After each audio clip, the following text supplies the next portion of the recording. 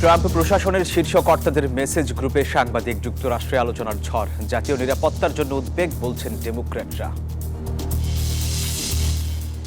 তুরস্কে সহিংস বিক্ষোভ উস্কে দিচ্ছে বিরোধীরা, হুঁশিয়ারি এরদোয়ানের। সাংবাদিক সহ আটক 1000-এরও বেশি আন্দোলনকারী। এবং গাজায় আগ্রাসন চলছে। কয়েকদিনে 1,24,000 ফিলিস্তিনি বাস্তুচ্যুত। কর্মী নিহত হওয়ায় উপস্থিতি কমাবে জাতিসংঘ। স্বাগত গ্লোবাল টাইমে। বিশ্বের নানা প্রান্তের খবর নিয়ে আপনাদের সাথে আছি আমি সোহাগ বক্স। দেখছিলেন শিরোনামগুলো, এবার বিস্তারিত। ট্রাম্প প্রশাসনের শীর্ষ কর্তাদের একটি অনলাইন মেসেজ গ্রুপে একজন সাংবাদিককে যুক্ত করার ঘটনায় উত্তেজনা ছড়িয়েছে যুক্তরাষ্ট্রে।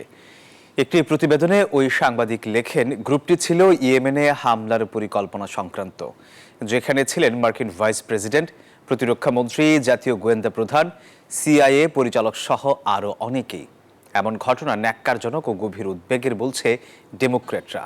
কিছু রিপাবলিকানও তদন্তের আহ্বান জানিয়েছেন। সিগন্যাল নামে একটি মেসেজিং অ্যাপে ইয়েমেনের হামলা সংক্রান্ত একটি গ্রুপ খুলেছিলেন যুক্তরাষ্ট্রের ডোনাল্ড ট্রাম্প প্রশাসনের শীর্ষ কর্মকর্তারা। আর সেই পেজে যুক্ত করা হয় দ্য আটলান্টিক ম্যাগাজিনের প্রধান সম্পাদক জেফারি গোল্ডবার্গকে। সম্প্রতি একটি প্রতিবেদনে এই কথা প্রকাশ করেছেন ওই সাংবাদিক। এরপরে যুক্তরাষ্ট্র সহ বিশ্বজুড়ে আলোচনা সমালোচনার ঝড়। কারণ ওই মেসেজিং গ্রুপে যুক্ত ছিলেন যুক্তরাষ্ট্রের ভাইস প্রেসিডেন্ট জেডি ভ্যান্স, প্রতিরক্ষা মন্ত্রী পিট হেগসেথ, সিআইএর পরিচালক, জাতীয় গোয়েন্দা প্রধান তুলসী গ্যাবার্ট, পররাষ্ট্রমন্ত্রী মার্কো রুবিও সহ মোট 18 জন শীর্ষ কর্মকর্তা। এমন কর্তাদের যুদ্ধ সংক্রান্ত আলাপে একজন সাংবাদিককে যুক্ত রাখা মানে বড় ধরনের অঘটন। বলা হচ্ছে এতে পুরো মার্কিন গোয়েন্দা এবং নিরাপত্তা ব্যবস্থাতেই একটি বড় গলদ, যেন বজ্র আটুনি ফসকা গোড়ো। ওই সাংবাদিক লিখেন, হঠাৎ একদিন তাকে একটি গ্রুপে যুক্ত হওয়ার অনুরোধ পাঠান হোয়াইট হাউসের জাতীয় নিরাপত্তা উপদেষ্টা মাইকেল ওয়াল্টেস। এরপর থেকে তিনি ইয়েমেনের হুথি বিদ্রোহীদের উপর হামলার ঘটনার অনেক কিছুই সেখানে দেখেছেন। এমন হয়েছে এই গ্রুপে পরিকল্পনা জানার ঘণ্টা দুয়েকের পরই হামলার ঘটনা পাওয়া যায়। তবে vice president JD Vance president ট্রাম্পের সাথে দ্বিমত পোষণ করেছেন, এমনটাও ছিল আলোচনায়। কিভাবে বাইরের কেউ এমন একটি গোপনীয় মেসেজিং গ্রুপে যুক্ত হতে পারেন? সমালোচনায় মুখর যুক্তরাষ্ট্রের বিরোধী দল ডেমোক্র্যাট। ক্ষমতাসীন রিপাবলিকানদের অনেকে তদন্ত দাবি করেছেন। তারা বলছেন এমন ঘটনা ব্যাপক উদ্বেগের বিষয়। ট্রাম্প প্রশাসন অবশ্য বলছে ওই সাংবাদিককে যুক্ত করার ঘটনা ছিল একটি ভুল। প্রেসিডেন্ট ট্রাম্পের বক্তব্য, এই বিষয়ে তিনি কিছুই জানতেন না। জাতীয় নিরাপত্তা দলের উপর তার পূর্ণ আস্থা থাকার কথাও জানান তিনি। এদিকে এভাবে বিষয়টি ফাঁস করে দেওয়ায় ওই সাংবাদিককে কপট বলে সমালোচনা করেছেন মার্কিন প্রতিরক্ষা মন্ত্রী। মাসুদ রানা, নিউজ 24। তুরস্কে সহিংস বিক্ষোভ উস্কে দেওয়ার জন্য বিরোধী দলকে দোষারোপ করলেন প্রেসিডেন্ট রিসেপ তাইয়িপ এরদোয়ান। এর মধ্যে রাজধানী সহ বিভিন্ন শহর থেকে সাংবাদিক সহ আটক করা হয়েছে 1000-এরও বেশি মানুষকে।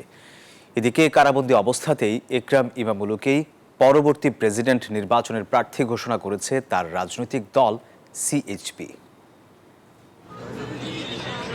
ইস্তাম্বুলের মেয়রকে গ্রেফতারের প্রতিবাদে সৃষ্ট বিক্ষোভ রূপ নিয়েছে সরকার বিরোধী আন্দোলনে। 22 বছরের আঁকড়ে ধরা সিংহাসন রক্ষায় কোনো পন্থা বাদ রাখছেন না প্রেসিডেন্ট রিসেপ তাইয়িপ এরদোয়ান।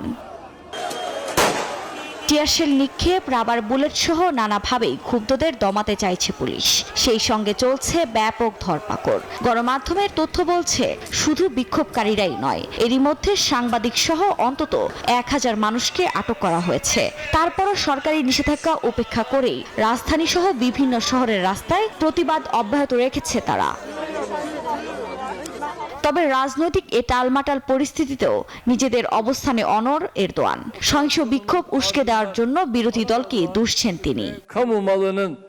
আন্দোলনে পুলিশ কর্মকর্তাদের আহত হওয়া এবং সম্পত্তির ক্ষয়ক্ষতির দায় প্রধান বিরোধী দলকে নিতে হবে। আমি আবারও বলছি, উস্কানি দিয়ে আমাদের জনগণের শান্তি বিঘ্ন করা বন্ধ করুন। যদি সাহস থাকে তাহলে দুর্নীতি, চুরি, ঘুষ এবং অনিয়মের জবাব দিন। এদিকে দেশ জুড়ে চলমান অস্থিরতার মধ্যেই একরাম ইমামোগলুকেই পরবর্তী প্রেসিডেন্ট নির্বাচনে প্রার্থী ঘোষণা করেছে তার রাজনৈতিক দল সিএইচপি। অন্যদিকে তুরস্কের চলমান আন্দোলনে পুলিশের দমনপীড়ন আন্তর্জাতিক মহলে আলোচনার কেন্দ্রবিন্দুতে পরিণত হয়েছে। তুরস্ক পুরোপুরি একনায়কতন্ত্রের দিকে এগিয়ে যাচ্ছে এমনটাই মনে করছেন রাজনৈতিক বিশ্লেষকরা। আফরিন মৌ, নিউজ 24। ইউক্রেন ইস্যুতে সৌদি আরবে টানা 12 ঘন্টা পর সমাপ্ত হলো রাশিয়া যুক্তরাষ্ট্রের বৈঠক। আজ মঙ্গলবার দেয়া হবে যৌথ বিবৃতি।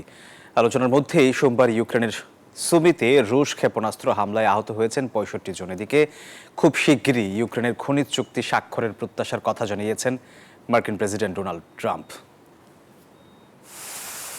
সৌদি আরবে রোববার ইউক্রেন যুদ্ধ ইস্যুতে যুক্তরাষ্ট্র ইউক্রেনের আলোচনার পর সোমবার ফের রিয়াদে বৈঠকে বসেন রুশ মার্কিন কর্মকর্তারা। কৃষ্ণ সাগরে যুদ্ধবিরতি চুক্তিতে পৌঁছানোর উপর দৃষ্টি নিবদ্ধ করে অনুষ্ঠিত হয় টানা 12 ঘন্টার আলোচনা। মঙ্গলবার এ নিয়ে একটি যৌথ বিবৃতি প্রকাশ করবে মস্কো, ওয়াশিংটন। এই আলোচনার মধ্যে ইউক্রেনের সুমির একটি আবাসিক এলাকায় ক্ষেপণাস্ত্র হামলা চালায় রুশ বাহিনী। হামলায় শিশু সহ আহত হয়েছে অর্ধশতাধিক মানুষ। ক্ষতিগ্রস্ত হয়েছে বেশ কয়েকটি অ্যাপার্টমেন্ট ভবন ও শিক্ষা প্রতিষ্ঠান। এদিকে ইউক্রেনীয় গুরুত্বপূর্ণ খনিজ সম্পদের উপর মার্কিন ইউক্রেন রাজস্ব ভাগাভাগি চুক্তি শীঘ্রই স্বাক্ষরিত হবে বলে আশা প্রকাশ করেছেন মার্কিন প্রেসিডেন্ট ডোনাল্ড ট্রাম্প। সোমবার মন্ত্রিসভার বৈঠকে তিনি আরও বলেন, মার্কিন সংস্থাগুলির ইউক্রেনীয় বিদ্যুৎ কেন্দ্রের মালিকানার সম্ভাবনা নিয়ে কিয়েভের সাথে কথা হয়েছে ওয়াশিংটনের। Desk report, news 24।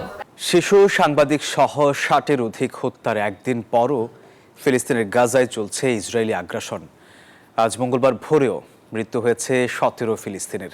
গত কয়েকদিনে উপত্যকাটিতে 1,24,000 ফিলিস্তিনি বাস্তুচ্যুত হওয়ার তথ্য দিয়েছে জাতিসংঘ। তবে নিজেদের কর্মী নিহত হওয়ায় অবরুদ্ধ ভূখণ্ডটিতে নিজেদের উপস্থিতি কমাতে চলেছে তারা। পূর্ণ শক্তি দিয়ে লাগাতার হামলা চালাচ্ছে দখলদার ইসরায়েল। সোমবার তাদের ভয়াবহ বর্বরতায় শিশু, সাংবাদিক সহ প্রাণহানি হল বহু ফিলিস্তিনির। বোমা বর্ষণ হয়েছে মঙ্গলবারও। উপত্যকাটির স্বাস্থ্য মন্ত্রণালয় প্রাণহানির সংখ্যা 50,000 ছাড়ানোর কথা বললেও নিহতের সংখ্যা 61,700 ছাড়িয়েছে বলে তথ্য দিয়েছে গাজার সরকারি মিডিয়া অফিস। ধ্বংসস্তূপের নিচে নিখোঁজ হাজারো ফিলিস্তিনিকেও ধরা হচ্ছে মৃত হিসেবে। এরই মধ্যে জাতিসংঘের ত্রাণ ও কর্মসংস্থান সংস্থা সোমবার জানালো, দখলদারদের লাগাতার বোমা বর্ষণে পালাতে বাধ্য হওয়ার পর গত কয়েকদিন ধরে বাস্তুচ্যুত হয়েছে গাজার 1,24,000-এর বেশি মানুষ। আগ্রাসনে নিজেদের ত্রাণ সংস্থার 5 জন কর্মী নিহত হওয়ায় গাজায় উপস্থিতি কমানোর ঘোষণা দিলেন জাতিসংঘ মহাসচিবের মুখপাত্র স্টিফেন ডুজারিক। চলমান উত্তেজনার মধ্যেই সোমবার 2 ইসরায়েলি জিম্মির ভিডিও প্রকাশ করল ফিলিস্তিনি স্বাধীনতাকামী সংগঠন হামাস, যেখানে তারা জানালো নিজেদের দুর্দশার কথা। এদিকে গাজা উপত্যকা পরিচালনার জন্য ফিলিস্তিনি কর্তৃপক্ষকেই সবচেয়ে উপযুক্ত অবস্থানে দেখছে ইউরোপীয় ইউনিয়ন।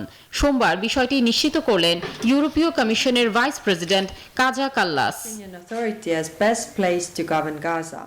চলমান অস্থিরতার মধ্যেই ফিলিস্তিনি ভূখণ্ডটিতে যুদ্ধবিরতি ফেরাতে নতুন প্রস্তাব দিয়েছে মিশর।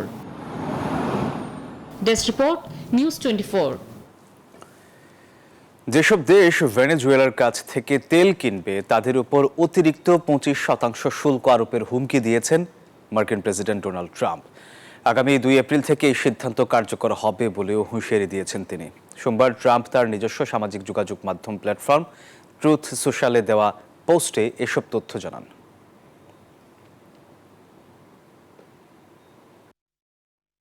কংগ্রেস নেতা রাহুল গান্ধীর নাগরিকত্ব সংক্রান্ত বিষয়ে 4 সপ্তাহের মধ্যে প্রতিবেদন দাখিলের নির্দেশ দিয়েছেন দেশটির আদালত। সোমবার কেন্দ্রীয় সরকারের প্রতি এই নির্দেশনা জারি করেন এলাহাবাদ হাইকোর্ট। আগামী 21 এপ্রিল মামলার পরবর্তী শুনানি হবে বলেও জানানো হয়। এর আগে 2019 সাল থেকে রাহুল গান্ধীর নাগরিকত্ব নিয়ে বিতর্ক চলছে। বিজেপি নেতা সুব্রামানিয়াম স্বামী রাহুলের নাগরিকত্ব নিয়ে অভিযোগ তোলেন। তার দাবি, ব্রিটেনের প্রশাসনের কাছে জমা দেয়া বেশ কিছু নথিতে রাহুল নিজেকে যুক্তরাজ্যের নাগরিক বলে দাবি করেন। এরপরই এলাহাবাদ আদালতে এই ইস্যুতে মামলা করা হয়।